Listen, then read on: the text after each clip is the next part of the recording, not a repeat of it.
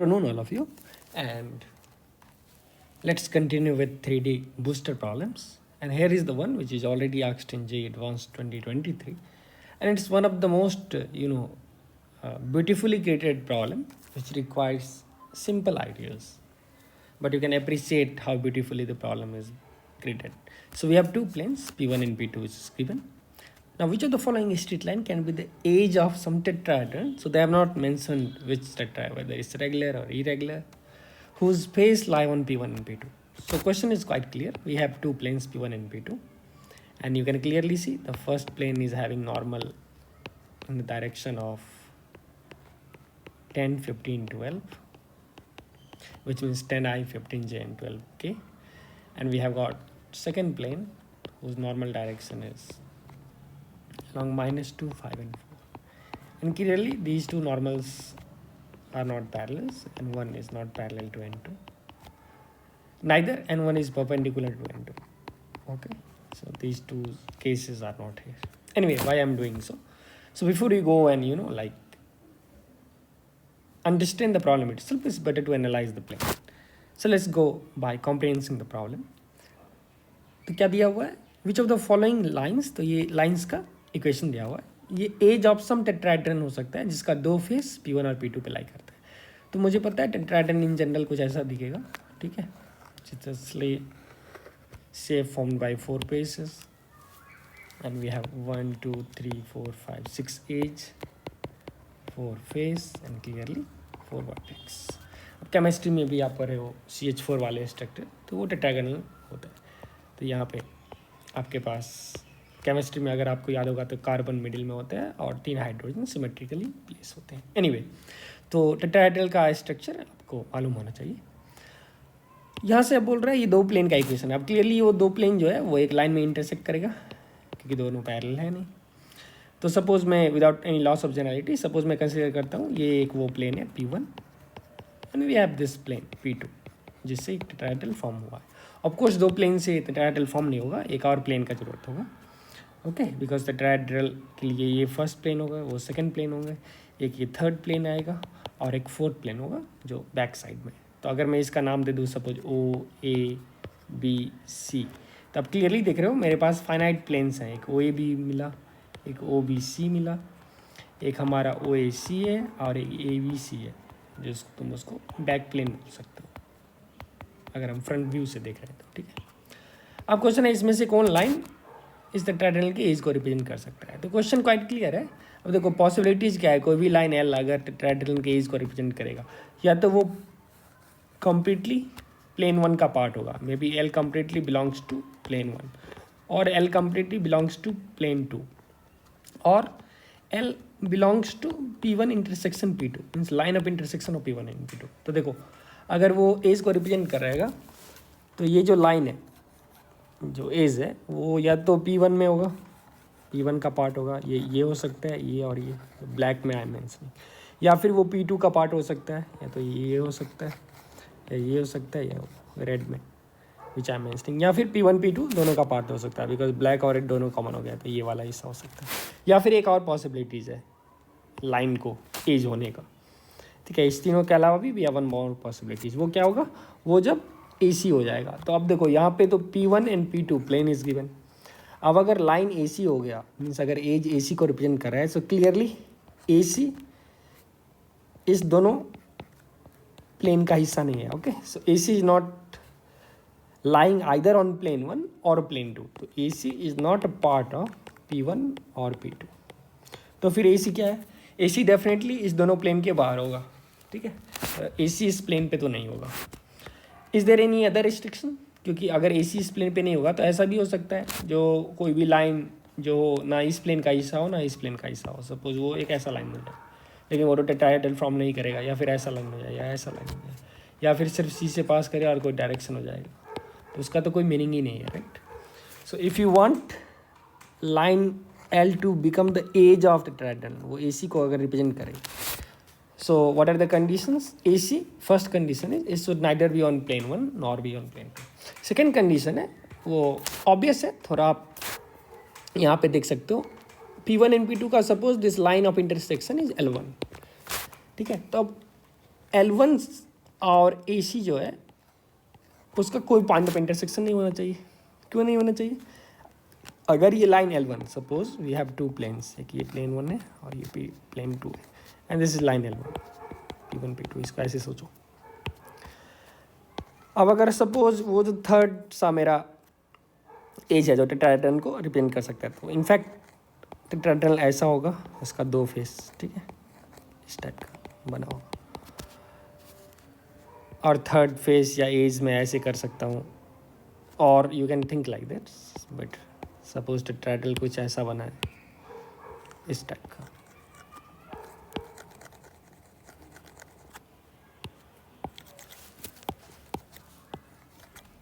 You can think like this, suppose if you have tetrahedral जो कुछ ऐसा बना है, इट्स समथिंग लाइक दिस।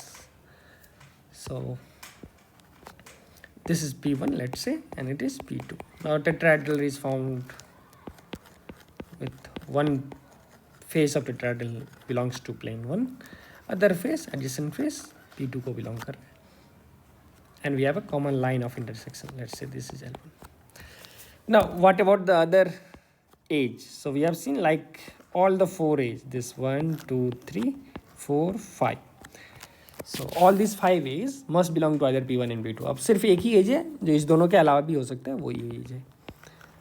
अब this edge might happen like it's having 1 point each with the intersection of these 2 plane, ठीक है, वो ऐसा भी हो सकता है, ऐसा भी हो सकता है, फिर भी टेट्राहेड्रल फॉर्म कर देगा, ठीक है, कि अब आप इसको इससे ज्वाइन कर लो और एक नया छोटू टेट्राहेड्रल आ गया, right. But there is one case जहाँ पर टेट्राहेड्रल फॉर्म नहीं होगा। क्या होगा? अगर इफ दिस लाइन,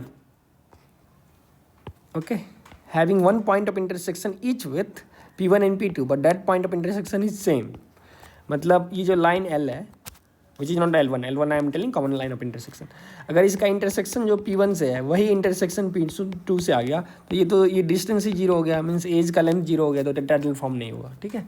तो सिर्फ ये कंडीशन में हमें बचना है, otherwise any line which is skew with this L1, okay, so AC वाला must have no point of intersection in this is necessary condition, लेकिन ये सफिशिएंट नहीं है। सफिशिएंट क्या?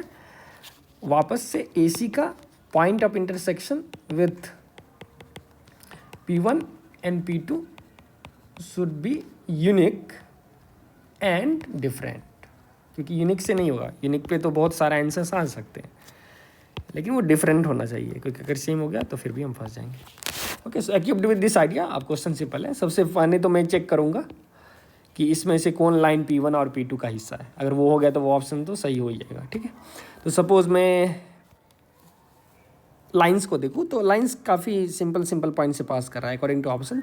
Is passing through 1 1 1 in the direction of 0 0 5, second is passing through 6 0 0 in direction of -5 2 3, third is passing through 0 4 0 in the direction of -2 5 4, and fourth is passing through 1 4 0 in the direction of 1 -2 3, और first 1 1 1 से पास कर रहा है इन the direction of 0 0 5. So just by looking lines we know point and direction.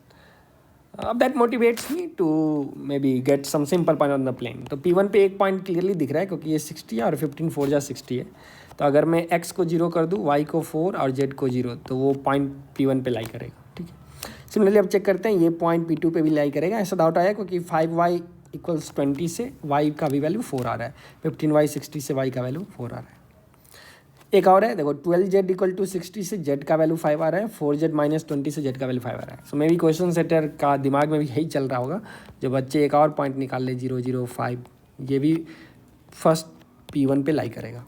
P2 पे ऐसे ही 0 0 5 भी लाई कर रहा है और 0 4 0, it means these 2 points lie on both plane P1 and P2।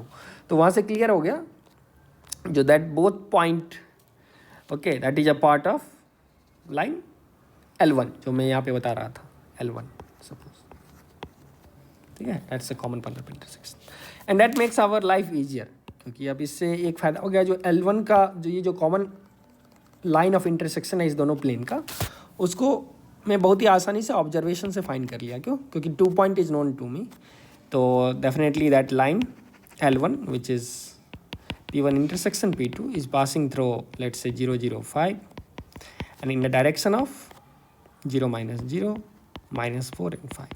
So in the direction of 0 -4 5, और इसको स्केल कर सकते हो 0 4 -5, चाहे कुछ भी बोलो, okay, so with this information अब मैं ट्रैक करता हूँ फर्स्ट ऑप्शन को। तो क्या first option it's lying on plane P1, तो आप चेक कर लो द पॉइंट 111 इसको सेटिस्फाई नहीं कर रहा है, तो ये तो P1 पे लाइन नहीं कर रहा है। Is it on P2? नहीं, क्योंकि इसको भी सेटिस्फाई नहीं कर रहा है। सेकेंड ऑप्शन 600 P1 पे नहीं, 600 यस, सो पॉइंट बी के लिए it's a part of P1 right. 600 x equal 6 and y 0 0। अब ये is this line the entirely part of P1, मतलब ये लाइन P1 प्लेन पे क्या लाई कर रहा है ये देखना होगा, because if it is lying then only it will become an edge. अगर if this line like in option B the line is intersecting the plane only at a single point, ठीक है, तो फिर अब यही ऑप्शंस वाला possible है, AC वाला वो हो सकता है, इसके अलावा देयर इज नो पॉसिबिलिटीज। तो अब इसको हम कैसे चेक करेंगे? अब ये चेक करना भी आसान है, क्योंकि देखो अगर P1, अगर ये line which is given in option B if it is lying on P2, तो फिर क्या होगा, उसका जो नॉर्मल होगा, मतलब प्लेन P2 का जो नॉर्मल होगा N2 वो परपेंडिकुलर होगा इसके डायरेक्शन से, डॉट 0 होगा। तो वो मैं आसानी से चेक कर सकता हूँ। ये -5 2 3 है, इसका डॉट जो है 10 15 12 से वो क्लियरली 0 नहीं आ रहा है, क्योंकि विल 30 एंड 36, तो इसका मतलब P1 is not lying, this line is not lying on P1, it is intersecting exactly at one point, ठीक है। अब P2 पे चेक करते हैं, P2 पे भी वही है 600, तो सेटिस्फाई नहीं कर रहा है इसको, तो ऑफ कोर्स ये P2 पे भी लाइन नहीं कर रहा है, ठीक है। What about option C 040 P1 पे नहीं लाई कर रहा है, तो ये लाइन क्लियरली P1 पे नहीं लाई कर रहा है, क्योंकि लाइन पे जो एक पॉइंट है वो P1 का हिस्सा ही नहीं है, तो फिर दूसरा पॉइंट का तो कोई क्वेश्चन ही नहीं है राइट। P2 पे भी नहीं लाई। ऑप्शन डी चेक करें, P1 पे 1040 this is 040, I'm sorry, so 040 yes it's lying on P1, ठीक है। अब ये इसका डॉट 1 -2 3 से 0 आया नहीं, वो चेक कर लेते हैं। सो 1 विल गिव 10, -2 से -30 और ये हो जाएगा +36, ठीक है। तो ये भी डॉट 0 नहीं है, इसका मतलब वो डी जो है ये ना P1 पे लाई कर रहा है ना P2। मैं सी वाले को एक बार चेक कर लेता हूँ, यस सी वाले को। तो -254 ये P2 पे लाई कर रहा है कि नहीं वो line, of course 1 point is lying on that, क्योंकि 040 विल मेक दिस P2 0। अब डॉट प्रोडक्ट -254 का -254 से क्या आप देख सकते हो, इसका जो डायरेक्शन है नॉर्मल का डायरेक्शन वो क्लियरली -254 है, ठीक है, P2 का। तो नॉर्मल के डायरेक्शंस में ही लाइन है, so clearly that is intersecting at point 1। तो यहाँ से what conclusion we are getting, इसमें से कोई भी लाइन किसी प्लेन का हिस्सा बन रहा है या नहीं, ठीक है। तो ये लास्ट ऑप्शन वाला अगर मैं चेक करूँ, okay so let me check for the last option D वाला। P1 के तो clearly is not a part, अब P2 का ये पार्ट है या नहीं चेक करते हैं। तो 040 इज सेटिस्फाइंग P2, और 040 को अगर मैं डॉट लूँ, 040 is a point, if I take dot of 1 -2 3 with -254 ये कितना आ गया इसका डॉट, -2 -10 +12, हो दैट्स 0। इसका मतलब ये हो गया, जो इतना तामझाम के बाद आई am getting a very simple conclusion, like this option D वाला जो लाइन है that is lying on P2, तो उससे तो ये ऑप्शन बिल्कुल करेक्ट हो गया। So option D is correct, एक आंसर तो आया अपने पास। क्यों? क्योंकि अगर ये P2 का वो हिस्सा है तो डेफिनेटली P2 पे वो एक एज को रिप्रेजेंट कर सकता है। नाउ कमिंग टू ABC, क्या हम डायरेक्टली बोल सकते हैं ABC आंसर गलत है? बिल्कुल नहीं, क्योंकि अब डेफिनेटली ये वाला केस पॉसिबल नहीं है। Option ABC neither it is on P1 nor it is on P2, ठीक है, neither it is common along the common line P1 and P2। लेकिन इसके अलावा भी एक पॉसिबिलिटी है जो मैं बताया था, वो हो सकता है वो AC को रिप्रेजेंट कर रहे हो, like this just one of the representative. AC means fourth edge को रिप्रेजेंट कर रहा है, जो कि लाइन ऑफ इंटरसेक्शन L1 से स्क्यू है, और साथ साथ उसका पॉइंट ऑफ इंटरसेक्शन यूनिक है दोनों प्लेन से, ठीक है। तो अब मैं चेक करता हूँ whether option A it is forming a skew line with the line given, okay, with the line given means ये जो लाइन बनने वाला है आपका 005 and in the direction of 04 -5, so this is the common line of intersection of plane. तो ये दोनों SQ है कि नहीं, तो ये आप क्लियरली देख सकते हो, ये बिल्कुल एस क्यू है। क्यों? क्योंकि इसका जो पॉइंट जहाँ से वो लाइन पास कर रहा है, कॉमन लाइन ऑफ इंटरसेक्शन, और ये जो पॉइंट पास कर रहे हैं वो 1 1 है, 0 0 5 है। तो पॉइंट से जो एक वेक्टर्स बनेंगे दैट इज़ 1 1 एंड -4, ठीक है। और ये जो वेक्टर है वो 0 4 -5 है, और इसका जो डायरेक्शन है वो 0 0 5 है। तो ये तीनों vectors, 2 lines are skew. इसको आप बहुत आसानी से कर सकते हो। If you have got 2 points let's say and B, so if these two are SQ lines, clearly n1 n2 and ab vectors where a and b is point on the line, they will not be coplanar, वो एक plane में नहीं होगा। इसका क्या मतलब है, अगर मैं ए बी वैक्टर का डॉट लूँ n1 क्रॉस n2 से, तो वो नॉन जीरो होना चाहिए। इसका मतलब determinant form by A B vector का component I J K and n1 का कंपोनेंट आई जे के, n2 का कंपोनेंट आई जे के, वो नॉन जीरो हो जाएगा। वो चेक करना बहुत ही आसान है। वैसे आप ऑब्जर्वेशन से भी ये चीज़ आसानी से कर सकते हो, ठीक है। ऑब्जर्वेशन से आप कैसे कर सकते हो, क्योंकि आप देख सकते हो जो ये तो इसके पैरेलल है नहीं, ठीक है, और ये जो वेक्टर फॉर्म कर रहा है b1 - b2 से, उसका डायरेक्शंस दूसरे और हैं, क्योंकि ये 0 0 5 से वो आएगा, सो अलॉन्ग जे कंपोनेंट अलॉन्ग के जाएगा, तो वो उसके लीनियर कॉम्बिनेशन में नहीं आ रहा है। तो इसीलिए ऑप्शन ए पॉसिबल ऑप्शन है। इफ़ एंड ओनली इफ, अब अगर ऑप्शन ए प्लेन P1 और P2 को डिस्टिंक्ट पॉइंट पे इंटरसेक्ट करे, अब वो क्लियरली डिस्टिंक्ट पॉइंट पे इंटरसेक्ट करेगा, क्योंकि ऑप्शन ए जो है, अगर P1 को यूनिक पॉइंट पे इंटरसेक्ट नहीं कर रहा है, अगर मान लो ये एक से ज़्यादा पॉइंट पे इंटरसेक्ट कर रहा है, तो फिर line represented by option A must be perpendicular, like must lie on the plane. इसका मतलब प्लेन का जो नॉर्मल है उसका डॉट उससे जीरो है, तो वो तो है नहीं। तो क्लियरली ये यूनिक पॉइंट को रिप्रेजेंट कर रहा है।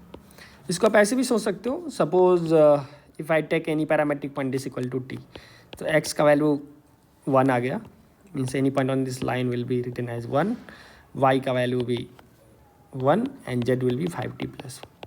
So if I'll put this in the equation of the plane, clearly I am getting only one value of t. Similarly, अगर इसको मैं सेकेंड प्लेन के इक्वेशन में डालूँ तो फिर मुझे एक ही वैल्यू ऑफ t मिलेगा। इसका मतलब this plane is intersected by this line exactly at one point. अब वो t का वैल्यू अलग अलग है, इसीलिए पॉइंट ऑफ इंटरसेक्शन भी अलग अलग होगा। इट मीन्स ए और सी डिस्टिंक्ट पॉइंट है, सो ऑप्शन ए भी सही आ गया। सिमिलरली अब मैं ऑप्शन बी को अगर चेक करूँ, ठीक है, तो वो आप चेक कर सकते हो। 6 0 0, अगर इसको मैं t मानूँ so will get -5t + 6 2t and 3t। उसको मैं पॉइंट प्लेन 1 पे रखूँ, so I will get a value of t। Plane 2 पे भी रख के value of t, and again वो दोनों वैल्यूज जो है यहाँ से डिस्टिंक्ट आ रहा है, आप वो चेक कर सकते हो। तो ऑप्शन बी भी सही है। I will show you the same manner for option C, so let me show it. अब देखो ऑप्शन सी के लिए क्या होने वाला है। सपोज ऑप्शन सी के लिए any point on that line in parametric form will be x = -2t. इसको suppose if I take t which is a pearl on a string kind of thing, it's a line passing through this point in the direction of this, so any point can be parameterized as a pearl on this string, जिसको आप change कर सकते हो, t का value change करते रहेगा, point generate होते जाएंगे। तो y क्या है 5t + 4। ये बोल के आपका कॉन्सेप्ट भी क्लियर होता जा रहा है। So it's not just one question, many questions ideas which I am pumping into. अब अगर ये पॉइंट प्लेन का भी हिस्सा है तो फिर क्या होगा, वो प्लेन को सेटिस्फाई करेगा। तो आप देख सकते हो -40 प्लेन 2 पे मैं रख रहा हूँ because that is easier to start with 25t + 20, और ये आ गया 16t - 20 = 0। तो यहाँ से देखो, यहाँ से t का वैल्यू 0 आया। It means this line given by option C and plane 2 will have only one point in common. वो पॉइंट क्या है, इसको 0 डाल दो, 0 4 0, ठीक है, 0 4 0। अब प्लेन 1 के साथ क्या है, तो सेम -2t 5t + 4 और 40 को अगर हम फर्स्ट प्लेन में डालते हैं तो यहाँ से let me do the calculation. तो ये क्या होने वाला है, ये 20t हो जाएगा, and then will have -20t और 15 से 75t + 60। नेक्स्ट होगा जेड को 40 डालोगे तो 48t एंड -60, और वही हुआ जो होना था। 60 60 कैंसिल हो गया, यहाँ से t का वैल्यू 0 आया। इट मीन्स जो पॉइंट आया फिर से 0 4 0 आ गया। अच्छा, अब ये तो गजब हो गया। ये क्या हो गया, जो ऑप्शन सी में जो लाइन दे रखा है वो इस दोनों प्लेन को सेम पॉइंट पे कट कर दिया। इसका मतलब ये वाला situation which I was telling, जो एक पॉसिबल थ्रेट हो सकता था, जो एज लेंथ ही 0 हो जाए, वो सिचुएशन है। तो ये तो टेट्राहेड्रल को फॉर्म करेगा ही नहीं। तो ये काफ़ी एक अच्छा क्वेश्चन था जिसका आंसर ए बी डी आएगा। डी तो सिंपल था because it's lying on one of the plane. अब ए बी सी कोई प्लेन का हिस्सा नहीं है, neither they are the part of their common line of intersection. तो फिर हमें चेक करना होगा वो थर्ड जो एक सिक्स्थ एज जो बच गया वो एसक्यू होना होगा कॉमन लाइन ऑफ इंटरसेक्शन से। लेकिन that is not sufficient. SQ होते हुए भी that must have two distinct point of intersection with the face. अगर ऐसा नहीं हुआ तो फिर वो टेट्राहेड्रल फॉर्म ही नहीं करेगा। ठीक है ना, ठीक है। तो this was a very beautiful question, जो आप काफ़ी कॉन्सेप्ट्स आपको सीखने को मिला यहाँ से। How to deal with the plane, how to deal with the line, कैसे हम चेक करें लाइन को पैरामेट्रिक फॉर्म में कैसे लिखा जाता है, और how to check whether a line is sleeping on a plane. So of course line का डायरेक्शन और प्लेन का डायरेक्शन का डॉट 0 होना होगा, और लाइन पे कोई भी एक पॉइंट प्लेन का हिस्सा हो जाना होगा। ठीक है, तो फिर वो लाइन प्लेन का हिस्सा बन जाएगा। या फिर आप लाइन का पैरामेट्रिक फॉर्म लिख लो और उसको प्लेन में रख दो। अगर प्लेन में रखने के बाद you are getting 0 = 0, it means all value of t works. ठीक है, अगर प्लेन में रखने के बाद यू आर गेटिंग 5 = 0, इसका मतलब वो लाइन प्लेन से पैरेलल है। मैथमेटिक्स थप्पड़ मार दिया। अगर प्लेन में रखने के बाद वो लाइन का पैरामेट्रिक फॉर्म अगर आपको सिंगल वैल्यू ऑफ टी दे रहा है, इसका मतलब क्या हो गया, जो प्लेन एक पॉइंट पे इंटरसेक्ट कर रहा होगा लाइन को। तो if we have a plane and a line, तो रिलेटिव कन्फिग्रेशन ओनली 3 पॉसिबिलिटीज है। या तो लाइन प्लेन के पैरेलल हो जाए, अलॉन्ग अ सिलेंडर लाइन चले जाए, या फिर एग्जैक्टली 1 पॉइंट पे इंटरसेक्ट करे, या फिर वो पूरे उसका इन्फिनाइटली मेनी पॉइंट पे इंटरसेक्ट करे। पैरामेट्रिक फॉर्म में क्या होगा, if will write x in terms of let's say t, y in terms of t, some function of t, ठीक है, and z in terms of t, अगर parametric form में लिखोगे तो इस केस में थप्पड़ लग जाएगा, क्योंकि पैरामेट्रिक फॉर्म में you right x y g, जैसे ही उसको प्लेन पे डालोगे तो आपको 5 = 0 वाला केस मिलेगा। It means there exist no value of t for which the point in the line lies also on the plane. तो पैरेलल केस है। अब यहाँ पे जैसे ही रखोगे तो आपको वैल्यू मिलेगा, t का 1 मिलेगा, 2 मिलेगा, कुछ मिलेगा, such that you get the point. यहाँ पे रखोगे तो मज़ा आ जाएगा, t कैंसिल हो जाएगा पिक्चर से और 0 = 0 आ जाएगा। इसका मतलब है जो आप कोई भी पॉइंट उठा लो इस लाइन पे, ईच एंड एवरी मेंबर और also the member of plane family. ठीक है, तो ये भी मुझे सीखने को मिला। और दिस इन्फॉर्मेशन और जो भी आपको सीखने को मिला एनफ है इनफैक्ट कोई भी जेई मेंस और most of the JEE Advanced problem के लिए। Now here is my problem to you. Suppose in exactly in the same question, instead of tetrahedral, suppose some tetrahedral के बजाय बस एक वर्ड चेंज किया, सम क्यूब दे दिया, तब आप इस क्वेश्चन को फिर से रिपीट करके सोचना क्या होगा। Those who want to think, आप छोड़ सकते हो खुद पे, या फिर इसको फॉरवर्ड कर लो। अभी मैं बेसिक बस हिंट दे के छोड़ देता हूँ। तो suppose if you have cube over here, तो अब अगर मेरे पास 2 प्लेन है, तो क्लियरली ये प्लेन 1 और प्लेन 2 जो होगा, either in cube 2 planes will be parallel और 2 एडजेसेंट होंगे। अब एडजेसेंट होंगे तो फिर क्या होंगे, वो दूसरे परपेंडिकुलर होंगे एक दूसरे के, क्योंकि ये क्यूब का प्रॉपर्टी है n1 .n2। अब वो n1 .n2 0 होना ही होगा, लेकिन यहाँ पे इस प्रॉब्लम में n1 .n2 क्या है, वो 0 है ही नहीं, तो इसमें से कोई भी लाइन पॉसिबल है ही नहीं। तो क्वेश्चन खत्म है। ठीक है, समझ में आया? क्योंकि तो फिर क्वेश्चन ही गलत हो गया ना, क्योंकि अगर क्यूब का 2 फेस का equation is given by this plane P1 and P2, तो 2 फेस को या तो पैरेलल होना होगा, या तो n1 must be parallel to n2, तो वो रिप्रेजेंट कर सकता है। सपोज आप ये एक फेस उठाया, ये एक फेस उठाया, तो पैरेलल हो गया। या फिर अगर मैं ये उठाऊँ तो फिर एडजेसेंट उठाऊँ तो परपेंडिकुलर होना होगा, इसके ये एडजेसेंट उठाऊँ परपेंडिकुलर होगा, इससे पीछे वाला भी परपेंडिकुलर होगा, इसके ये भी परपेंडिकुलर होगा। तो या तो n1 .n2 0 होना होगा क्यूब में, और n1 क्रॉस n2 0 होना होगा। There is no other possibilities. आप क्यूब बना ही नहीं सकते हो n1 और n2 से, such that it is having different conditions. ठीक है, नाइदर ऑफ दिस कंडीशन, या तो परपेंडिकुलर हो नहीं तो पैरेलल हो। तो उस केस में वो क्वेश्चन गलत हो गया। या फिर ऐसा बोल सकते हैं जो कोई भी ऐसा लाइंस पॉसिबल ही नहीं है। ठीक है, so how many lines are possible, तो यहाँ पे 0 आंसर आ जाता है if question is formed in this. हाँ, फिर now how question could be created. अब क्वेश्चन अच्छा से ऐसे क्रिएट किया जा सकता है। सपोज P1 का इक्वेशन आपको दे रखा है x + y + z = 1, और P2 का इक्वेशन दे रखा है 2x + y।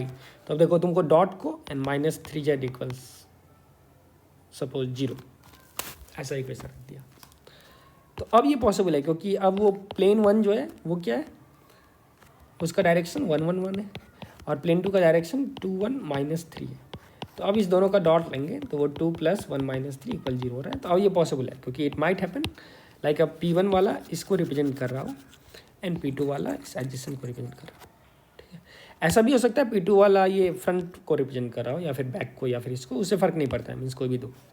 So now again line of intersection क्या होगा, एक ये कॉमन लाइन ऑफ इंटरसेक्शन हो जाएगा।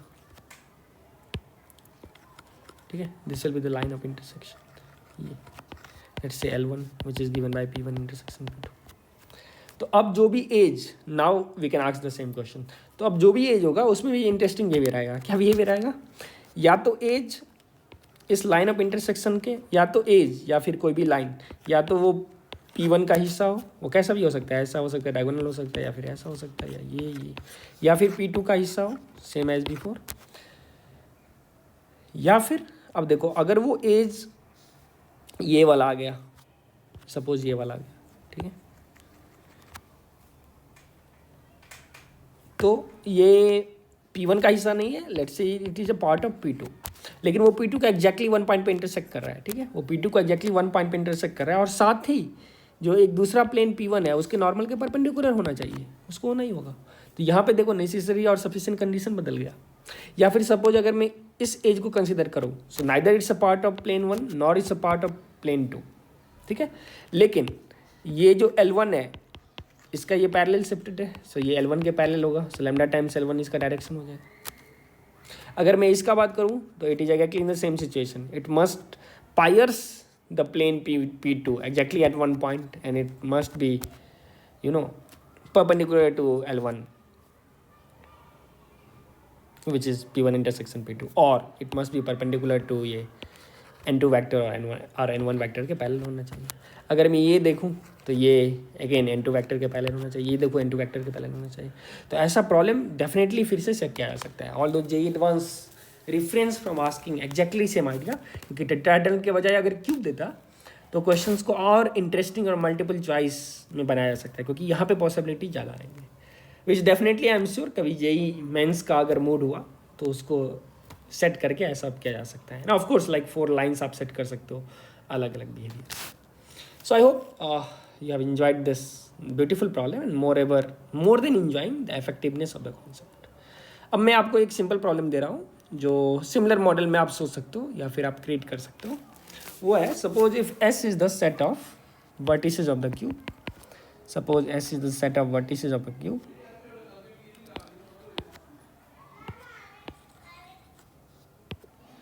if S is the set of vertices of a cube whose coordinate is taken from 0,1 cube. Now what is 0,1 cube? ये तो आपको पता है, ये कार्टेशियन प्रोडक्ट को रिप्रेजेंट करता है। This language JEE has already used 0,1 cross 0,1 cross 0,1। तो ये क्यूब के पूरे 8 वर्टिसेस को रिप्रेजेंट कर रहा है। ठीक है, 8 वर्टिसेस को रिप्रेजेंट कर रहा है। अब जैसे एक suppose if I take this edge x axis, इसको मैं वाई एक्सिस ले लूँ, इसको z axis, this will represent 0 0 0। This is x में 1 मूव किया 1 0 0, ये किया क्या एक्स में 1 वाई में 1 जेड में मूव किया ही नहीं।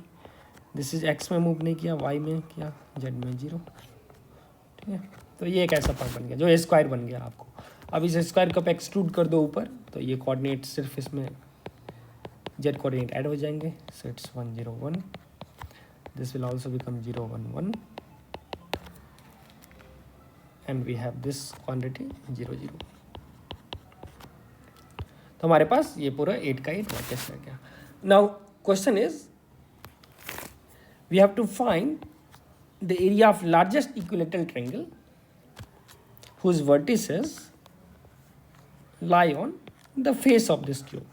ठीक है, तो इस क्वेश्चन को ऑफ कोर्स में ऐसे फॉर्मुलेट कर सकते हैं, let F be the set of all 6 face of cube given by this.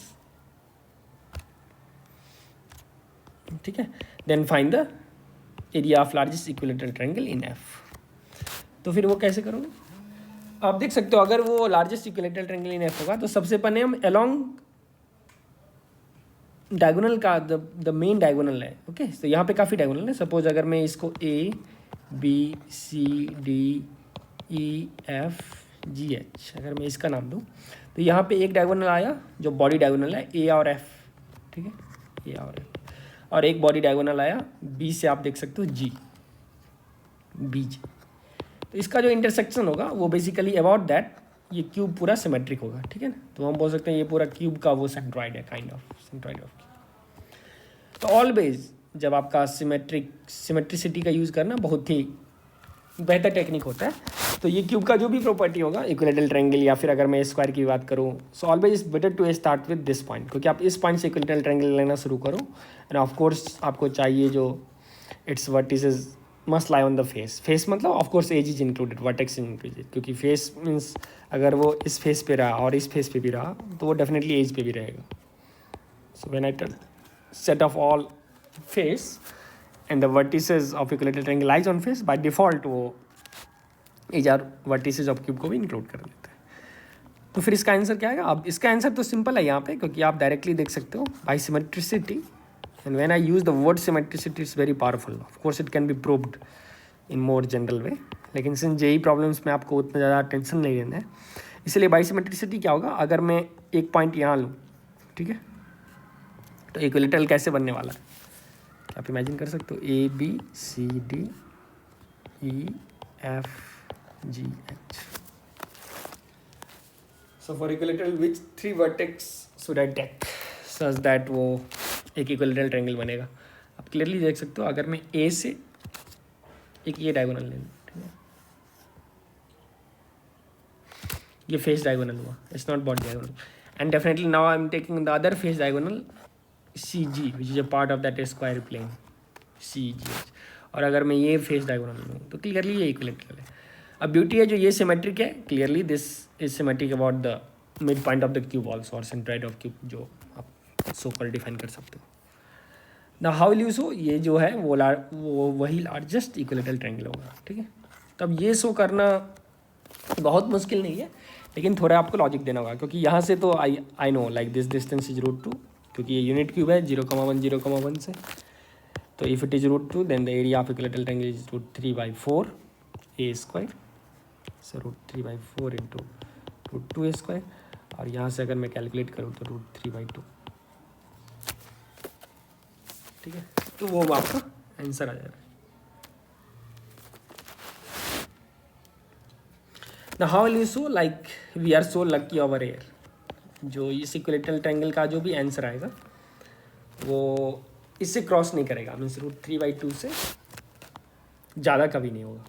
तो उसके लिए एक सिंपल है, देखो अगर सिमेट्रिसिटी से मैं देखूँ तो about suppose if this O dash I call the origin और the centre of the cube, तो इसके अबाउट तो सिमेट्रिक होगा सिचुएशन, क्योंकि इसके अबाउट जैसा सिचुएशन इधर बन रहा है वैसा ही उधर बनना होगा और वैसा ही इधर बनना होगा, ठीक।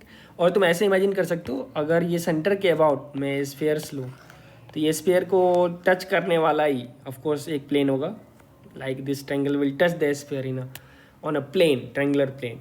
तो वो सिमेट्रिसिटी से जितना भी सारा मैं इक्विलेटरल ट्रायंगल बनाऊँ वो सब स्फेयर को एक प्लेन पे टच करेंगे, ठीक है, because the ambience is quite similar. आप क्यूब को किसी एक्सिस के अबाउट रोटेट कर दो वो क्यूब ही दिखेगा। तो अगर इससे बड़ा इक्विलेटरल ट्रायंगल पॉसिबल है तो वो आप प्रूव बाय कॉन्ट्रडिक्शन कर सकते हो। क्यों कर सकते हो? क्योंकि लेंथ ए ही से बड़ा हो ही नहीं सकता, क्योंकि अगर हम एक कोई भी पॉइंट कोऑर्डिनेट ले लूँ इस क्यूब पे तो उसका कोऑर्डिनेट होगा x1 y1 z1, राइट। दूसरा कोऑर्डिनेट होगा x2 y2 z2। तो डिस्टेंस फार्मूला से भी इसका डिस्टेंस आने वाला है x1 minus x2 whole square plus y1 minus y2 whole square plus z1 minus z2 whole square. अब क्लियरली इसका मैक्सिमम वैल्यू जो पॉसिबल है x1 माइनस x2 का, ये 1 हो सकता है, ये भी मैक्सिमम 1 हो सकता है, ये भी 1 हो सकता है, और वो आंसर मैक्सिमम डिस्टेंस 2.3 होगा जो कि वो डायगोनल होगा, ठीक है। लेकिन अगर मैं इसके अबाउट एक डायगोनल ले लूँ तब अब सिमेट्रिसिटी ब्रेक हो गया। क्यों? क्योंकि if we have one diagonal body diagonal, अब फिर इक्विलेटरल ट्रायंगल के लिए आप कहीं भी उठा लो तो वहाँ से वो डिस्टेंस जी का या फिर ये डिस्टेंस कभी भी √3 होगा नहीं, क्योंकि अदर बॉडी डायगोनल के लिए must intersect again the centre of the cube. तो अगर 2 पॉइंट इंटरसेक्ट कर गया तब तो ट्रायंगल बना ही नहीं, ठीक है ना, क्योंकि आपको तो ट्रायंगल ऐसा चाहिए जिसका सेंट्रॉइड जी हो। अगर सेंट्रॉइड ही पे दोनों साइड्स आ गए तो ट्रायंगल तो फॉर्म ही नहीं गया। सो इन दैट सेंस आप डिफाइन कर सकते हो and hence the maximum area of जो इक्विलेटरल ट्रायंगल आएगा यहाँ √3/2 होगा। आपके लिए एक और क्वेश्चन है, what will the maximum area of triangle that will get. ठीक है, क्या अभी भी आंसर वही आएगा √3/2 या फिर कुछ अलग आएगा?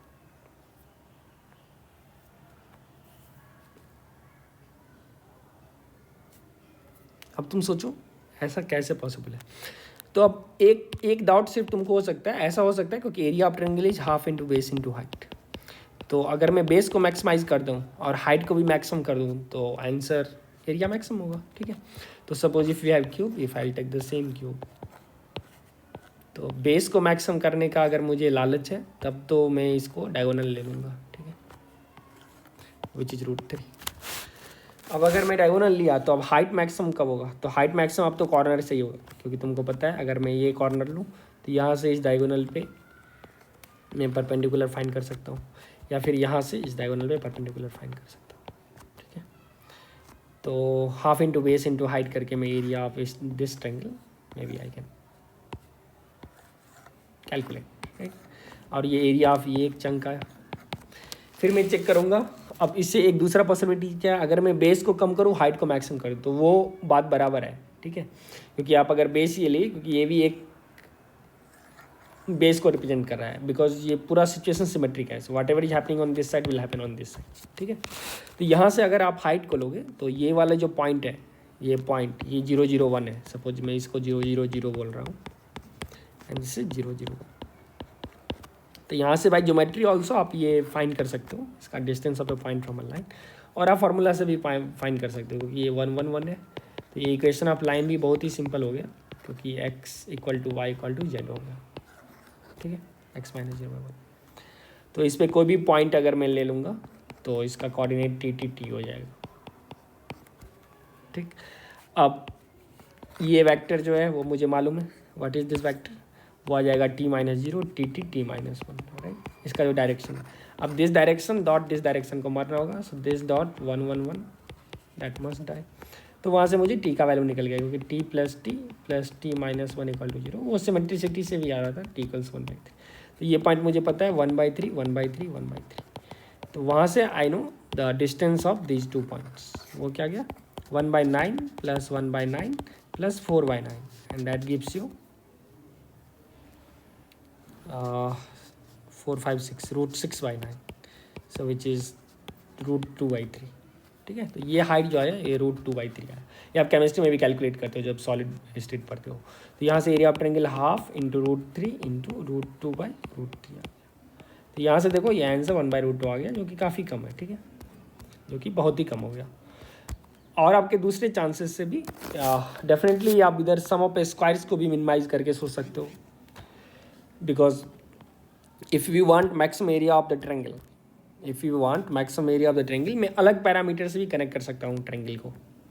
ठीक है, जैसे कि अगर मैं sum of squares of distance और sum of squares of length of side को अगर मैं मिनिमम देखना चाहूँ, ठीक है, सपोज कोई भी 3 पॉइंट है 1 2 3,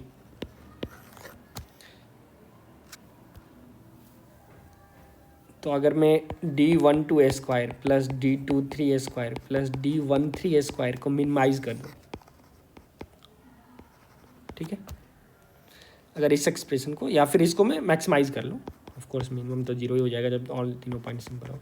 अगर मैं इसको मैक्सिमाइज करूँ तो उससे क्या फ़ायदा होगा, उससे मुझे एक ये लार्जेस्ट ट्रायंगल्स का डायमेंशंस की ओर I am trying to move. ठीक है, तो वो भी आसान है, क्योंकि आपको ये कॉम्प्लिकेटेड लग रहा होगा। सपोज मैं 1 पॉइंट को लिखता हूँ, अगर ये 1 2 और 3 पॉइंट है, where 1 2 3 is a part of cube.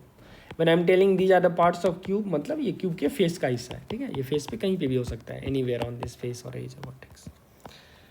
तो फिर यहाँ से आप क्लियरली देख सकते हो, अगर मैं इसका वर्टेक्स को x1 y1 z1 and similarly x2 y2 z2 x3 दूँ, तो ये जो डिस्टेंस का स्क्वायर जो मिलेगा, let's call this expression as T, वो मिल रहा है 2 times x1 square + x2 square + x3 square -2 times x1 x2 + x1 x3 + x2 x3। ऐसा क्या किया, suppose we have 3 points which is randomly walking on this cube.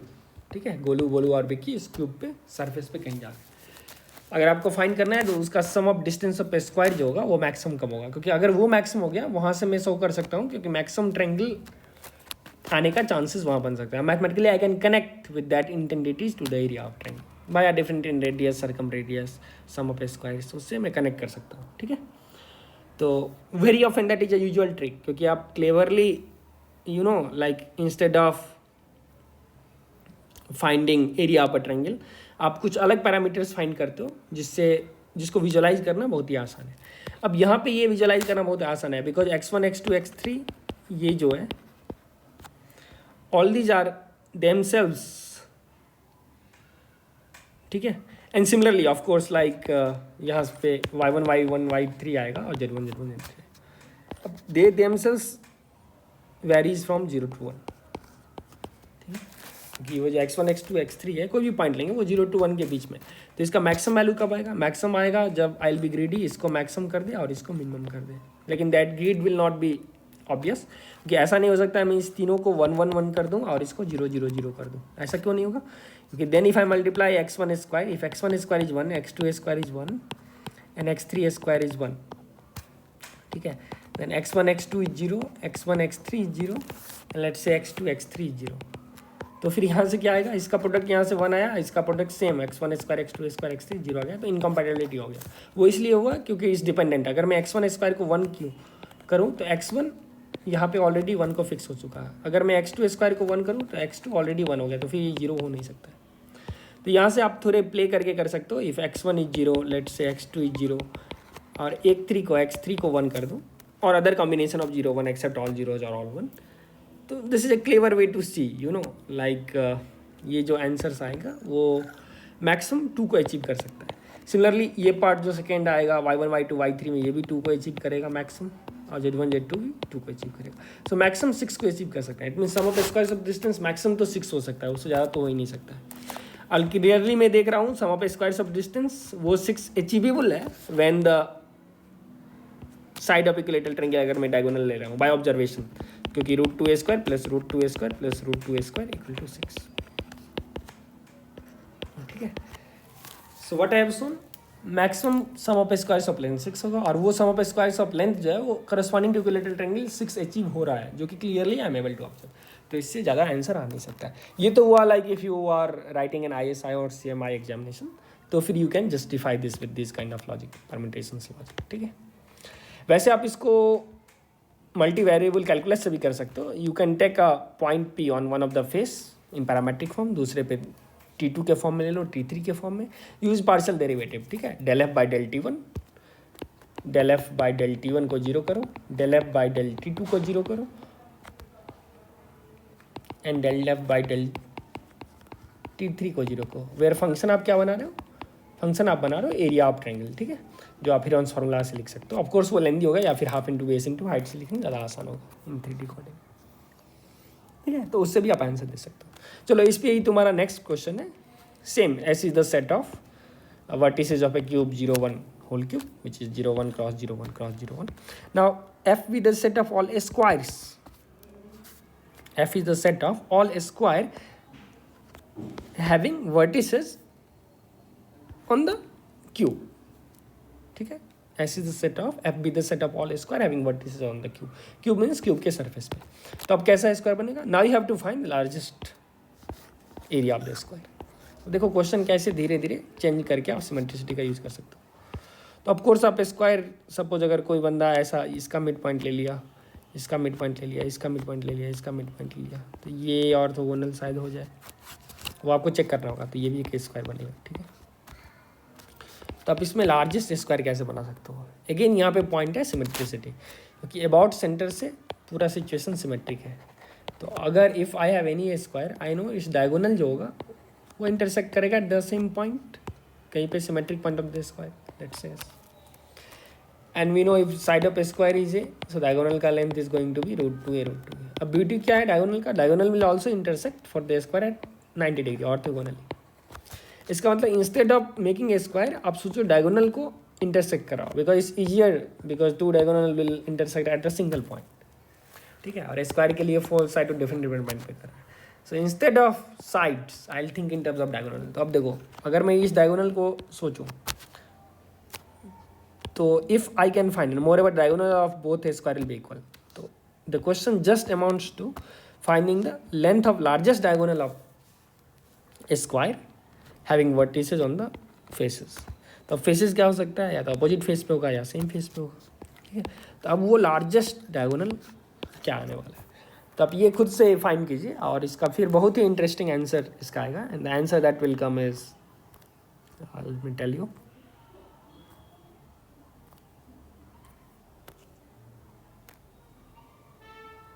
You will get 9/8. इस वाले case में जो आंसर आएगा वो 9/8 आएगा, क्योंकि जो डायगोनल्स आएंगे इसमें that will become 3/2. yes diagonal that will get is 3/2. ठीक है, अब 3/2 किस केस में आएगा वो तुम खुद सोचो. अब एक सिंपल हिंट मैं बता रहा हूँ, जैसे okay you want to think fine, तो आप एक प्रूव कर सकते हो जैसे हाफ 1 1, और अगर मैं -1/2 -1 ले लूँ, सपोज इंस्टेड ऑफ दिस अगर मैं क्यूब को ऐसे कंसिडर करो विथ -1 and 1 क्यूब. ऐसा क्यों किया, क्योंकि ये कंसिडर करने से 0 0 0 will definitely with the centre of the cube. ठीक, इसके अराउंड आप क्यूब बना दो. तो अगर तुम ये कैलकुलेशंस इंस्टेड ऑफ 0 1 आप -1 1 से करो तो आसानी होगा. और अगर तुम एक लाइन सेगमेंट इसको लेते हो which is acting as a diagonal, तो आप क्लियरली देख सकते हो डिस्टेंस 3/2 आएगा. ठीक है, अब how I get to know, जो यही लेना है, that you can come with the symmetricity or with the same argument or philosophy which was trying to give. ठीक है, अब इसमें और एक क्वेश्चन बन सकता है विच लेट मी टेल यू, जो आपको बुक्स में या फिर सोर्सेज में यूजुअली विल नॉट फाइंड. तो ये क्वेश्चन ये है, देखो XY plane will separate the 3D coordinate system into how many octant, how many parts? So basically 8 parts. So in 3D space we know we have XY plane, or better let me write like this, in 3D space we have x equal to 0, this is one plane, y equal to 0 another plane, and z equal to 0 another plane. So we have 3D space is divided by these 3 plane. If I call P1 P2 P3 in how many parts? Into 8 parts, and that's why we call it octant. 2D में 2D space में x equal to 0 which means y axis and y equal to 0 x axis divides it into 4 region. 3D में यही 8 region हो जाएगा. ठीक, अब 8 region कैसे कैसे आता है, plus plus plus minus minus. ना तो question is how many of the 8 regions. तो यहाँ पे अगर मैं ये 8 regions बनाना चाहूँ तो कुछ ऐसा आएगा. ठीक है, आपको मालूम है यहाँ पे 8 ऑक्टेंट आएंगे. ठीक है, तो यहाँ से 2 बनेंगे, 4 5 6 और एक पीछे और एक 8. Now the question is how many of these octants will B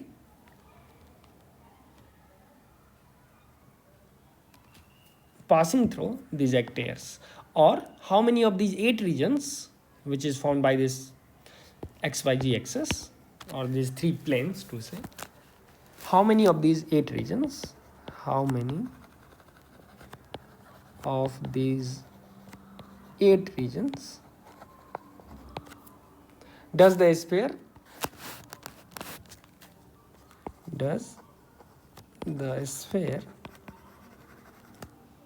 let's say x plus 2 whole square plus y minus 3 whole square plus z minus 4 whole square equal to 24 pass through. I hope the question is clear. अब देखो ये similar problem जे advance में आ चुका है, लेकिन वो circle वाले case में. तो वहाँ पे फैमिली ऑफ सर्कल्स यहाँ से दे रहा था. ठीक है, तो how many common point of intersection is there. तो अगर रेडियस इस डिस्टेंस से छोटा है तो पहले टेंजेंट होगा, फिर ये कट करेगा, तब तक कट करेगा जब तक कि सेकेंड एक्सिस पे टेंजेंट न हो जाए, फिर ये एक दिन ओरिजिन से पास करेगा, और फिर फाइनली ये दोनों लाइन को एक्सिस को 4 पॉइंट पे कट करते रहेगा. तो ये सब बेसिक आइडिया पे आ गया. अब सेम आइडिया पे ये 3D में पिक्चर्स हैं, और ये बहुत ही इंटरेस्टिंग क्वेश्चन है, how many of the 8 regions इस पर. तो अब आप कैसे बनाओगे, तो ये भी बहुत डिफिकल्ट नहीं है, क्योंकि ये स्फीयर आप क्लियरली देख सकते हो, ये डिस्टेंस फार्मूला है. If I take a square root of this and square root of this I can interpret as if it's a distance in point XYZ to -2 3 and 4. ठीक है, और ये डिस्टेंस कांस्टेंट है ऑलवेज. तो ये एक fix point दिखा और ये वेरिएबल पॉइंट है, so that distance is √24. So it's like an apple और ए बॉल. तो ये एक स्फीयर हो गया. अब हम कैसे फाइंड करें जो ये sphere x Y plane, so let's say this is x y and z, ठीक है, positive positive positive, negative side में आएगा। तो हम कैसे फाइंड करें जो ये जो होगा वो एक्स वाई प्लेन के अंदर जा रहा है या फिर एक्स जेड प्लेन के अंदर घुस रहा है या फिर वाई जेड प्लेन के अंदर घुस रहा है, क्योंकि अनटिल अनलेस इज प्रोट्रूडिंग, मतलब समझ रहे हो, उसको पायर्सिंग कर रहा है, तो फिर पता चलेगा वो किस ऑक्टेंट में है आउट ऑफ 8 अपार्टमेंट्स। एक तो आप सिंपल आप पॉइंट ले लो -2 3 4 और उसका डिस्टेंस चेक करते रहो, ठीक है, एक्स वाई जेड एक्सिस से। एक्चुअली -2 3 4 किस ऑक्टेंट में होगा ये भी आपको पता है, क्योंकि ऑक्टेंट के लिए will have plus plus plus 3 possibilities, again plus plus minus plus minus plus and plus minus minus, and same goes with minus, minus के साथ यहाँ पे 4 चॉइस, तो 8 choice. This is a sphere with -2 3 4। तो अगर मैं -2 3 4 लूँ स्फीयर का, और अगर मैं उसका रेडियस ऑलरेडी आई नो इस √24 से, √24 इज 4 पॉइंट समथिंग, 4 से तो बड़ा है बिकॉज 4 स्क्वायर इज 16 और 5 से छोटा है, 4 और 5 के बीच में। तो अब -2 3 4 जो होगा वो फर्स्ट ऑक्टेंट से पास कर रहा है कि नहीं, अब उसके लिए हम कैसे चेक करेंगे। तो अब देखो -2 3 4 से तो एक स्फीयर बनेगा, ठीक है। अब उससे मैं डिस्टेंस कैलकुलेट करूँगा किसका, सोचो, उससे मैं डिस्टेंस किसका कैलकुलेट करूँगा। -2 3 4 से डिस्टेंस एक्स वाई प्लेन का कितना होने वाला है, ऑफकोर्स 4 यूनिट है, क्योंकि ये 4 यूनिट अप है, ठीक है। लेकिन इसका रेडियस कितना है, √24 4 पॉइंट समथिंग है। तो वेदर ये X Y plane means first octant में पॉसिबल है या फिर नहीं है, इससे हम कैसे चेक कर रहे हैं, whether it's a part of first octant इस बॉक्स में, मतलब let's call this is the first octant box, ऐसा ऐसा 8 बॉक्स आएगा, ठीक है। तो इसको मैं एक्स वाई और जेड मान, तो ये फर्स्ट ऑक्टेंट का कमरा है बॉक्स। तो वेदर ये स्पेयर जो है वो फर्स्ट ऑक्टेंट में भी आ रहा है या नहीं, वो मुझे कैसे पता चलेगा। तो वो तो बहुत ही आसान है, क्योंकि देखो यहाँ से आप लोकेट कर सकते हो पॉइंट वाइज, ऑफकोर्स ज़्यादा केस लेना होगा but it can be done. क्यों, क्योंकि ये जो पॉइंट है -2 3, 4, एक्स कोऑर्डिनेट -2 है, लेकिन वाई और जेड फिक्स है, सो वाई इज ऑलरेडी 3 और जेड जो है वो 4 है, राइट। सो जेड सपोज मैं इसको 4 रिप्रेजेंट कर रहा हूँ और वाई को अगर मैं 3 रिप्रेजेंट कर रहा हूँ, ठीक है। तो ये तो यहाँ पे आ गया y 3, 4 ये पॉइंट। अब x कोऑर्डिनेट इज -2, तो ये पीछे आएगा -2 कहीं पे। तो सपोज ये एक पैरेलल प्लेन पे रहेगा, ठीक है। तो ये point is just rough estimation I am telling you, which is a distance, you know, like this distance is 2 unit back along, this is origin 0 0 0। तो अब मुझे चेक करना है जो यहाँ से अगर मैं स्फीयर ड्रॉ करना शुरू करूँ, so whether it's entering into this octant और नॉट, क्योंकि इसका कुछ हिस्सा उसमें भाग रहा है कि नहीं। अब उसके लिए बहुत ही सिंपल है, क्योंकि देखो यहाँ से जो जेड एक्स कोऑर्डिनेट है, एक्स कोऑर्डिनेट वो कितना आया, 2 आया, लेकिन इसका रेडियस कितना है, √24 है, 4 पॉइंट समथिंग। सो क्लियरली ये एक्स्ट्रा पार्ट जो है, since radius is bigger than 2, which is since √24 is bigger than 2, तो फर्स्ट क्वाड्रेंट में तो ये बिल्कुल जा रहा है, ठीक है। ऐसे ही आप second quadrant, third octant, quadrant नहीं octant, 4th 5th 6th 7th 8th सब में चेक कर सकते हो। लेकिन एक यहाँ पे क्लेवर रूल है, मीन्स बहुत ही स्मार्ट सॉल्यूशंस है जिससे आप फास्ट चेक कर सकते हो। तो that's what I am going to show you. यहाँ पे आप क्या करो, डायरेक्टली आप चेक कर सकते हो ये स्फीयर एक्स वाई प्लेन को कहाँ इंटरसेक्ट कर रहा है, ठीक है। क्योंकि अगर मैं इसको डायरेक्टली चेक करूँ, जो सपोज ये एक्स वाई प्लेन को कहाँ इंटरसेक्ट कर रहा है और वाई जेड प्लेन को कहाँ इंटरसेक्ट कर रहा है, तब मेरा काम बहुत ही आसान हो जाएगा। कैसे आसान हो जाएगा, क्योंकि देखो we have x + 2 whole square plus y - 3 whole square plus z - 4 whole square = 24। So I know ये स्क्वायर है। अब अगर मैं एक्स वाई प्लेन को देखूँ, सपोज ये एक्स वाई प्लेन है, ठीक। So if the sphere is protruding, मतलब अगर स्फीयर इसको अंदर जाके अगर इसके इनसाइड जा रहा होगा, तो पक्का वो किस किस ऑक्टेंट का हिस्सा होगा। तब तो मैं यहाँ से चेक कर लूँगा जो इस ऑक्टेंट का भी हिस्सा है, इस ऑक्टेंट का भी हिस्सा है, इसके अंदर वाला इस ऑक्टेंट का भी हिस्सा है, इस ऑक्टेंट का भी हिस्सा है। सो 1 2 5 और 6, ठीक है। अगर मैं if I am taking this as positive X, this as positive Y, और ऊपर वाले को सपोज पॉजिटिव जेड ले लिया, तो ये वाला जो ऑक्टेंट है ये ऑक्टेंट 1 हो गया, ठीक है। ऐसे ही आप इसको दूसरे ऑक्टेंट का नाम दे दो, इसको तीसरे और सो एक्स वाई प्लेन को मैं कैसे चेक करूँ, यहाँ पे which part of a sphere is there on the X Y plane, clearly it will be a circle, ठीक है। तो because if I like slice an apple which is a spherical modelling with an plane, तो एक मुझे cross section जो वहाँ मिलेगा वो सर्कल मिलेगा। अब मैं कैसे चेक करूँ वो इसके अंदर घुसा हुआ है, बहुत ही सिंपल है। अगर ये रेडियस जो है, अगर ये रेडियस है स्फीयर का विच इज √24, वो डिस्टेंस बड़ा हो रहा है distance of plane of circle from this point which is centre of the sphere, तो फिर डेफिनेटली उसके अंदर घुस रहा होगा या उसके अंदर जा रहा होगा, ठीक है। तो वही बेसिक कॉमन सेंस जो आइडिया है जो डे टू डे लाइफ में करते हैं उसका यूज़ करेंगे। तो यहाँ पे अगर एक्स वाई प्लेन पे अगर हम उसको वो सर्कल देखें तो जेड को 0 कर देंगे, जेड 0 करने से x+2 whole square plus y -3 whole square equals, ये कितना आ गया 16 और 8 आ गया।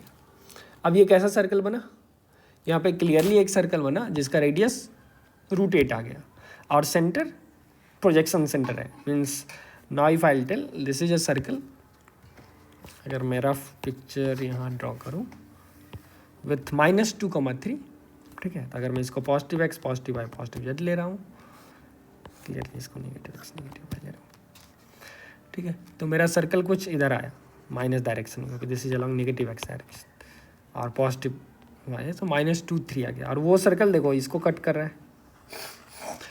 अब how I am getting to know इसको कट कर रहा है, क्योंकि ये कोऑर्डिनेट मुझे पता है -2,3 है और रेडियस ऑफ सर्कल जो है वो √8 है विच इज़ 2 पॉइंट समथिंग, ठीक है। तो डेफिनेटली ये तो एक्स वाई के ऑक्टेंट में भी घुस रहा है इतना एक्स्ट्रा पार्ट, क्योंकि 2 is just this distance. What about this, अब इसका डिस्टेंस एक्स एक्सिस से इस एक्सिस से 3 है but radius is less than that, तो ये उस ऑक्टेंट पे नहीं घुस रहा है, ठीक है। तो यहाँ से फ्रॉम दिस डायग्राम अब मैं क्या बोल सकता हूँ, ये चूंकि इसके अंदर घुस गया, इसका मतलब एक्स वाई और जेड निगेटिव वाले में जा रहा है, ठीक है। तो sphere is passing through octant 1, octant 2, octant 5 and octant 6। अब प्लस माइनस करके ऑक्टेंट का नाम दे सकते हो। तो यहाँ से आप हमको पता चला 1 2 5 6 में ये जा रहा है, ठीक है। फिर सिमिलरली अब मैं एनालिसिस अगर वाई जेड प्लेन पे करूँ, if on y z plane if I do same analysis, तो I will put this time x = 0, तो वहाँ से आएगा y -3 whole square plus z -4 whole square equals 20। अब अगर मैं ये एनालाइज करूँ तो यहाँ से अब मैं देख सकता हूँ ये ऑक्टेंट 1 2 3 4 5 और 6 से पास कर रहा है,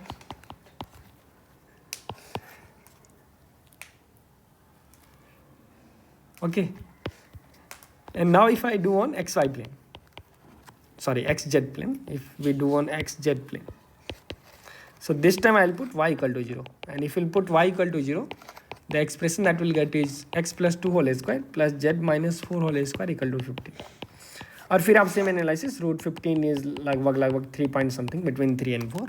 आप यहाँ से भी फिर चेक कर लो किस ऑक्टेंट पे यहाँ पे पास करा। आप तीनों का इंटरसेक्शन लोगे तो यहाँ से जो नंबर ऑफ ऑक्टेंट जो पास कर गया वो 6 ऑक्टेंट से पास करेगा, ठीक है, क्योंकि ये 2 ऑक्टेंट को छोड़ रहा है। अब इसको आप स्मार्टली भी ऐसे भी कर सकते थे, विच 2 octant it is living, so that can be still be A smart solution. Hence the answer for this beautiful question is passing through 6 different octant.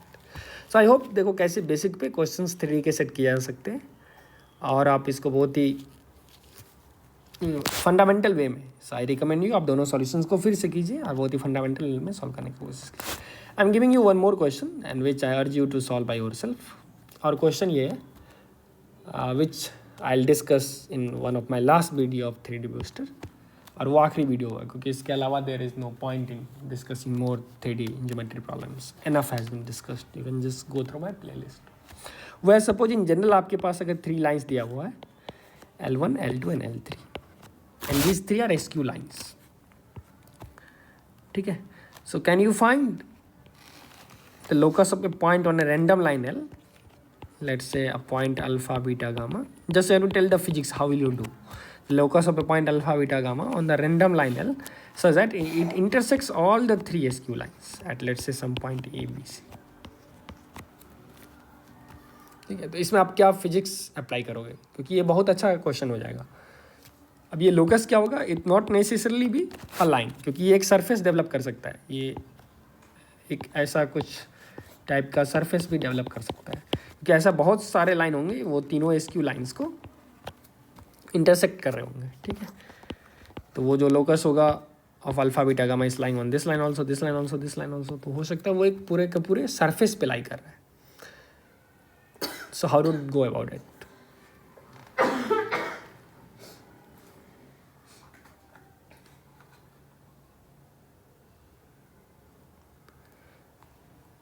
If you want to specifically solve this question, तो ये काफ़ी एक अच्छा question होगा। Suppose मेरे पास 3 lines है, ठीक है, y minus 2, let's say L1 is given by y minus 2 equals z plus 3 equals 0. L2 is given by z minus 3 equals x plus 1 equals 0. And L3 is given by x minus 1 equals y plus 2 equals 0. So now some of you might be wondering like how this represents a line. So clearly ये 3 line represent कर रहा होगा, L1, L2, L3. Not necessarily BSQ or this, that you can check. Now the question is, suppose there is a point which is lying on a line intersecting the 3 given lines. So let's say there is a line L which intersects the 3 given line. अब ऐसा possible है क्योंकि एक line होगा जो इस दोनों को इंटरसेक्ट कर रहा होगा लेकिन L3 से पास नहीं कर रहा होगा, बहुत सारा लाइन होगा सिर्फ L1 को इंटरसेक्ट कर रहा होगा, L2 L3 से पास नहीं कर रहा होगा अगर इसकी होगा तो। लेकिन we want you know the surface which is generated by all such lines which is passing through these 3 lines together. तो ये तीनों लाइन अगर मैं इंटरसेक्ट करवाऊँ तो ऐसा वो लाइन का लोकस जो होगा that will create a surface, and what is the equation of that surface, ठीक है। So before you go and do the question, first appreciate why this is line. So clearly first equation में y is fixed, y is 2 and z is minus 3. What about x? X belongs to any real number because nothing has been mentioned about x. तो इसको line के format में हम कैसे लिख सकते हैं? देखो इसको ऐसे लिख सकते हैं, y माइनस 2/0, कि इससे y का वैल्यू सिर्फ 2 आएगा, इक्वल z प्लस 3/0, और x कुछ भी हो सकता है, राइट? x कुछ भी हो सकता है. So how will you incorporate x? Like if you want to write in the equation form, then I can write like x minus t/0, where t is real number. Okay, so it's a nice way to write this two plane equation in a single line equation. अब actually क्या है, y equal to 2 एक plane को represent कर रहा है. देखो y equal to 2 is a plane π1, z equals -3 एक अनदर प्लेन है π2. तो ये जो लाइन L1 क्या है, वो दोनों प्लेन का इंटरसेक्शन बेसिकली बता रहा है. ठीक है, take a point on this line L1 in parametric form t, दूसरे को पैरामेट्रिक फॉर्म म्यू ले लो और तीसरे को पैरामेट्रिक फॉर्म अल्फा ले लो. Now with t and mu you can find the equation of a line L. ठीक है, now that L must intersect L3 also at a point. ठीक है, तो फिर इस दोनों से जो भी इक्वेशन आएगा लाइन L को, उसको L3 से भी इंटरसेक्ट करवा दो. So you will get a relation between t, mu and alpha. Now we know a random point alpha, beta, gamma on the line can be written in terms of these two parameter. ठीक है, t and mu, क्योंकि t mu alpha connected हो जाएगा.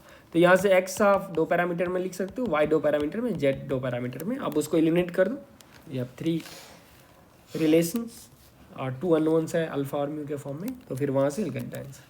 But there is a smart way of doing this problem, and that smart way is like this. Let's say if you have got any 3 lines, and if there is a line which intersect this at point A, B, C, तो इसको suppose मैं कुछ भी लिखा, तो point A on the line is known to me, right? अगर कोई भी मैं एक सिंगल पॉइंट ले लिया हूँ, single point B, single point, if there is a line which intersect this and let's say P is a point which is alpha comma beta comma gamma, I have to find relation between alpha beta. अब ये line के बारे में मेरे पास information क्या है? मुझे पता है ये लाइन एक पॉइंट से पास कर रहा है और इसका डायरेक्शन. ठीक है, सिमिलरली ये P2 से पास कर रहे हैं और इसका एक डायरेक्शन, एक ये P3 से पास कर रहे हैं और इसका एक direction, because every line will come with a point in a direction. Clear?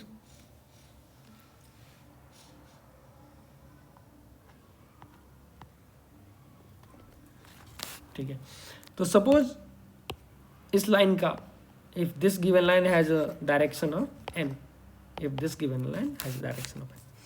अब मैं क्या करूँगा, P को अगर मैं P3 से कनेक्ट करता हूँ, सो देखो since this all 4 lines are intersecting each other, ठीक है ना, वो पॉइंट ABC पे कर रहा है, तो अगर मैं P माइनस P3 को कैलकुलेट करूँ, because P3, P2 and P1 is known to us, for example यहाँ पे मैं एक पॉइंट 2 -3 और x को कुछ भी ले सकता हूँ, तो y2 ले लिया, x is basically t, so t2 minus 3. So if I take, let's say, a random point t which is 0, 2, -3, that's a point on this line, right? First one. So similarly second पे में एक भी point आएगा right, third पे एक भी point आएगा right. So now p minus p3, ठीक है, p minus p3 अगर मैं क्रॉस लूँ इस डायरेक्शन से, लेट्स से n3 से, दिस क्रॉस n3, तो वो क्या होगा, n से परपेंडिकुलर होगा, so I can tell this dot, this entire dot n is going to be 0, right. Similarly p minus p2 cross n2 dot n, ये भी 0 होगा। आप देख सकते हो अगर आप इसको ज्वाइन करोगे तो ये क्या होने वाला है, ये वेक्टर क्रॉस ये vector perpendicular to normal vector, where n vector is a vector along the red line, unknown line. Similarly मैं p minus p1 cross n1 dot n लूँ, ये भी 0 हो जाएगा। अब तुम देखो ये बहुत बेहतरीन चीज़ है, क्योंकि p minus p3 cross n3 जो आएगा ये एक वेक्टर आने वाला है, ठीक है। मान लो इसको मैं अल्फा 1 वेक्टर लेता हूँ, इसको सपोज अल्फा 2 वेक्टर बोलता हूँ, इसको अल्फा 3 वेक्टर बोलता हूँ, तो अब मेरे पास इक्वेशन जो बन के आ रहे हैं वो है alpha 1 dot n equals 0, alpha 2 dot n equals 0 and alpha 3 dot n equals 0। अब ये बहुत ब्यूटीफुल रिलेशन है, क्योंकि अब देखो अब एक्चुअली क्या हो गया, n तो एग्जिस्ट करता है because n is a non zero vector. अब ये नॉन जीरो वैक्टर कैसे हम बताएं, क्लियरली अगर suppose if I declare like there exist, ऐसा हो सकता है जो n एग्जिस्ट ही ना करता हो, that depends on the line, ठीक है। सो हो सकता है ये n का ओनली सॉल्यूशन 0 0 0 हो, लेकिन अगर मैं एज्यूम करूँ नॉन जीरो सॉल्यूशन एग्जिस्ट करता है, जो कि ये प्रॉब्लम से लग रहा है, लेकिन लगने से नहीं होगा, ठीक है ना। तो अगर मैं 2 केस लूँगा, एक केस अगर n नॉन जीरो एग्जिस्ट करता है if n vector is not a zero vector, और दूसरा केस अगर n जीरो वेक्टर है। अब देखो अगर n जीरो वेक्टर है तब तो ये ऑब्वियसली ट्रू हो जाएगा, ठीक है, तो फिर क्वेश्चन सॉल्व करने का कोई मतलब ही नहीं है। इसका मतलब there exist no such lines, क्योंकि अगर लाइन होगा तो डायरेक्शन होगा, और डायरेक्शन हो ही नहीं रहा है, डायरेक्शन अगर 0 0 0 है it means there is no such lines, ठीक है। तो फिर ऐसा पॉसिबल ही नहीं है, क्योंकि फिर ये ऐसा हो सकता है जो ये दोनों लाइन तो एक प्लेन में हो, लेकिन तीसरा इसके एस्क्यू चले जाए, तो ऐसा कोई लाइन नहीं आ रहा है जो इस दोनों से भी पास करे, क्योंकि जो लाइन इस दोनों से पास करेगा वो तो क्लियरली इसके प्लेन का हिस्सा हो जाएगा, और वो थर्ड से पास करेगा नहीं क्योंकि एस्क्यू है। तो ऐसा पॉसिबिलिटीज है जहाँ पर आपको n वेक्टर जो है वो 0 आ जाएगा, ठीक है। लेकिन सपोज, तो ये तो ऑब्वियस केस है, trivial case. If n vector is non zero, I am not telling, if n vector is non zero, अब क्या यहाँ से पॉसिबिलिटी है, अब देखो अब यहाँ से अल्फा 1 का 3 कंपोनेंट होगा, मान लो कुछ भी आएगा, सपोज मान लो 2 3 4 आया, तो अब 2 3 4 डॉट n, और n का खुद कंपोनेंट होगा n1 n2 n3, वो 0 आ रहा है। सिमिलरली अल्फा 2 का मान लो -1 3 4 आया, जस्ट एक एग्जाम्पल में ले रहा हूँ, n1 n2 n3, ये भी डॉट 0 आ गया।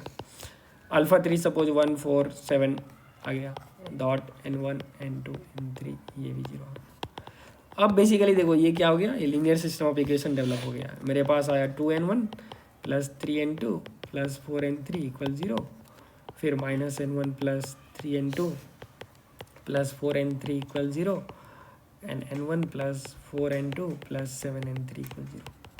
अब if I want n1 n2 n3 non zero, at least one component non zero, means we want non zero solution for n। If I want non zero solution for m, तो ये तो system of linear equation हो गया, ax equal to 0 type हो गया, है कि नहीं, वेयर a ये मैट्रिक्स को रिप्रेजेंट कर रहा है जिसमें ये कॉलम वेक्टर्स है। अब अगर x नॉन जीरो वेक्टर्स है तो ओनली सॉल्यूशंस पॉसिबल है जब दैट ऑफ a 0 होगा। अगर दैट ऑफ a 0 होगा तब तो इसका एक नॉन जीरो सॉल्यूशंस आएगा, otherwise if that of a is non zero the only trivial solution will be 0 0 0, that is an obvious solution, क्योंकि ये तीनों प्लेन 0 0 0 से pass. It means for this to give a non-zero solutions, which implies for this to give a line possibilities which intersects at 3 point. जो date बनने वाला है alpha 1, alpha 2 और alpha 3 से, इसका डिटर्मिनेंट जो होगा वो 0 होगा। इसका क्या मतलब है? इसका मतलब है अगर ये तीनों वेक्टर से जो भी डिटर्मिनेंट बनेगा इसका दैट, अब ये तो मैं स्पेसिफिक एग्जांपल लिया, अल्फ़ा 1, अल्फ़ा 2, अल्फ़ा 3 खुद एक अल्फ़ा बीटा गामा का फंक्शन है, तो वो जो डेट बनेगा वो 0 हो जाएगा।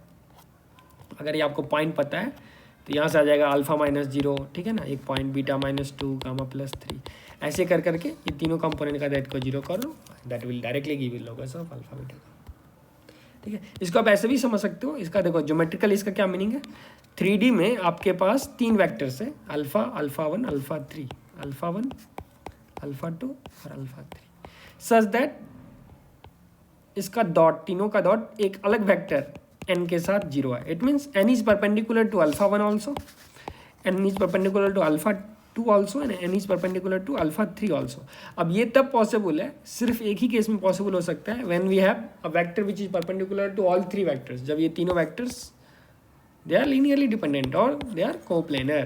क्योंकि अगर कोप्लेनर नहीं होगा, सपोज ये तीनों अलग अलग प्लेन में हो गए, तो फिर there does not exist any vector which is perpendicular to तीनों। क्यों?